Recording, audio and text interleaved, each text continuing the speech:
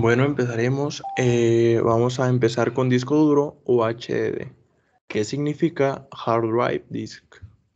Vale, empezaremos por su historia. El primer disco duro fue inventado por IBM en 1956. Este fue el IBM 350. Fue publicado por IBM el 13 de septiembre de 1956 como parte del sistema IBM 305 RAMAC. En su interior tenía 50 discos con un diámetro de 65 centímetros cada uno. Estos giraban a 1200 revoluciones por minuto, con un tiempo de búsqueda promedio de 600 milisegundos. Actualmente, este primer disco duro se encuentra en un museo junto con su cubículo original. El cubículo original es este y el disco duro como tal es este de aquí. Por consiguiente, tenemos el IBM 1311, anunciado el 11 de octubre de 1962, y su principal característica era que era un disco extraíble. Es decir, el usuario podía intercambiar packs de discos, y cada uno de estos packs estaba compuesto por 6 discos de 14 pulgadas y tenía un peso aproximado de 4 kilogramos y medio. Como los discos pasaron a ser extraíbles, eran muy delicados y por ende surgió la necesidad de una protección adicional. Es el IBM 1311, lo podemos ver aquí en estas imágenes. Por consiguiente tenemos el IBM 3340 y este fue anunciado el 13 de marzo de 1973. Este ya incorpora una tecnología y un término que incluso hoy se sigue usando entre los técnicos informáticos: Winchester. La tecnología de Winchester permitió un cabezal de lectura que permaneciera sobre la superficie del disco, lo cual redujo de forma drástica tanto la complejidad del sistema de lectura-escritura como su costo de fabricación. Fue más barato, por decirlo de una manera. Eh, y bueno, el 3340 fue llamado también Winchester por el archifamoso rifle Winchester. Pasamos al siguiente, que es el IBM 3380 Seagate ST506. El IBM 3380 pesaba 250 kilogramos, mientras que el ST506 fue el primero en 5.25 pulgadas. Fue publicado en junio de 1980, fue el primer disco duro de la historia con una capacidad de 1 GB y su peso era de un cuarto de tonelada y costaba unos $40,000. El ST506, lanzado al público por Shagar Technology, el primer disco duro que utilizó el formato estándar de 5.25 pulgadas. El ST506 es este y el IBM 3380 es el de aquí de la izquierda, azul. Por consiguiente tenemos el IBM Seagate Barracuda. Eh, Este se lanzó a principios de los 90 y tenía una capacidad de 2.1 GB. Por consiguiente tenemos el Hitachi Dextar 7K1000. Tenía 1 millón de bytes. El modelo 7K1000 marca otro punto importante en la historia de los discos duros, al ser la primera unidad de 3.5 pulgadas disponibles al público con una capacidad de 1 TB. Bueno, y en la actualidad los discos duros tienen esta estructura física: el disco motor, el cabezal de lectura-escritura, que es esta puntita de aquí, el accionador, la que mueve al cabezal, la interfaz y los puentes, los puentes y el suministro de energía, que es este. El disco duro está compuesto por varios discos metálicos que pueden llegar a ser hasta 4 platos y giran simultáneamente y guardan información en ambas caras. Cada plato se organiza en circunferencias concéntricas llamadas pistas. Cada pista se organiza en sectores. Cada sector tiene 512 bytes. Para leer y escribir los datos se utilizan los cabezales. Hay hasta 8, 2 por plato.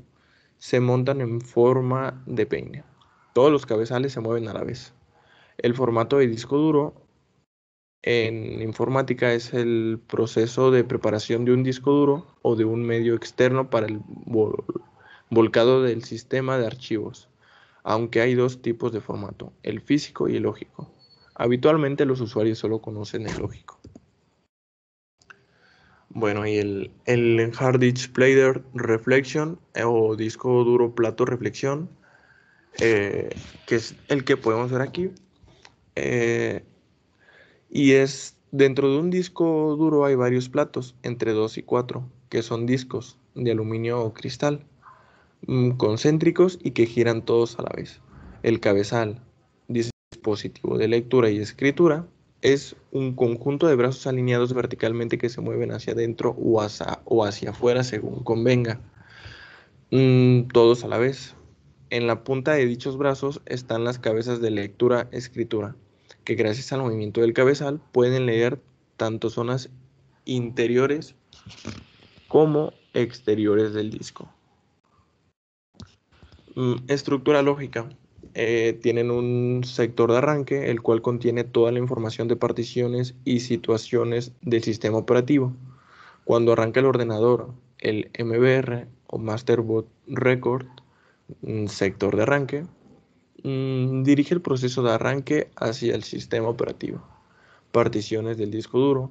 Los discos duros se pueden dividir en zonas, particiones, que se comportan como discos duros diferentes.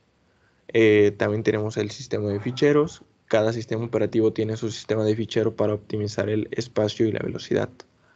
El clúster, el cual es el conjunto de pistas de sectores que componen la unidad más pequeña de almacenamiento de un disco. Ejemplo, un clúster de 1024 bytes. Si guardamos algo que ocupa 30 bytes, el clúster se marcará como ocupado aunque esté muy vacío. Y si los clústeres son pequeños, se desperdicia poco disco duro, pero sube el tiempo de acceso y baja el rendimiento. En cambio, si los clústeres son grandes, el tiempo de acceso baja, pero se desperdicia más disco duro. Tenemos diferentes tipos de conexiones o interfaces, el cual es el IDE, SCSI, el SATA o el SAS. Otros discos duros tenemos el ST506, el cual fue el primer disco duro de 5,25 pulgadas, introducido por Seagate Technology, en ese momento Sugar Technology, y este almacenaba hasta 5 megabytes después de formatearlo. Después tenemos el IDE, unidad electrónica, unidad de integrado, el cual es este que podemos ver aquí. Tenemos el SATA, acrónimo de serial avanzado de la tecnología, es este de acá. El SCSI, interfaz para sistemas de ordenadores pequeños. Es una interfaz que se utiliza para permitir la conexión de distintos tipos de periféricos a un ordenador mediante una tarjeta denominada adaptador SCSI o controlador SCSI.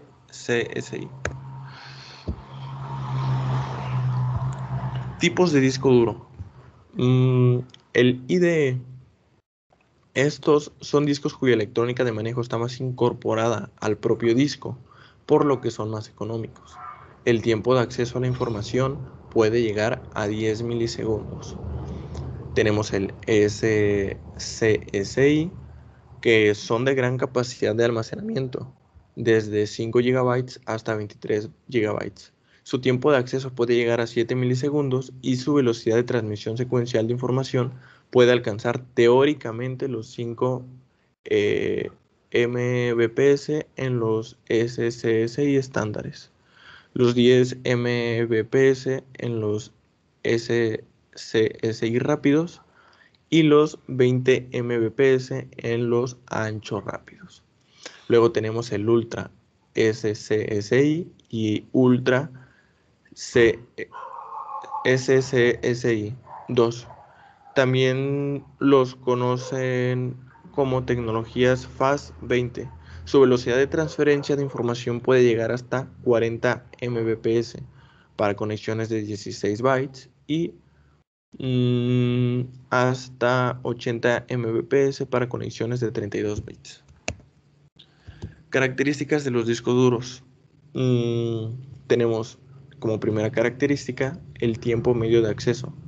Tiempo medio que retarda la aguja en situarse en la pista y el sector deseado. Es la suma del tiempo medio de búsqueda, situarse en la pista. Tiempo de lectura, escritura y la latencia media, situarse en el sector. Tiempo medio de búsqueda. Es el tiempo medio que tarda la aguja en situarse en la pista deseada. Es la mitad del tiempo empleado por la aguja en ir desde la pista más periférica hasta la más central del disco. Tiempo de lectura, escritura. Es el tiempo medio que tarda el disco en leer o escribir nueva información. Depende de la cantidad de información que se quiere leer o escribir, el tamaño de bloque, el número de cabezales, el tiempo por vuelta y la cantidad de sectores por pista. Tenemos también la latencia media, que es el tiempo medio que tarda la aguja en situarse en el sector deseado. Es la mitad del tiempo empleado en una rotación completa del disco. Tenemos la velocidad de rotación, que son las revoluciones por minuto de los platos, y a mayor velocidad de rotación, menor latencia media.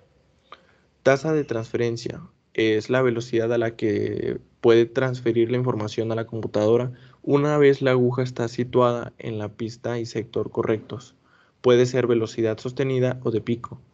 También tenemos el caché de pista, que es una memoria tipo flash dentro del disco duro. Interfaz, medio de comunicación entre el disco duro y la computadora. Puede ser IDE, ATA, SCSI, SATA, USB, Firewire y SAS. Y por último tenemos el LANS, que es la zona sobre las que aparcan las cabezas una vez que se apaga la computadora. Es decir, se puede decir en donde estas cabezas descansan. Y bueno, tenemos aquí las referencias bibliográficas y sería todo. Muchas gracias.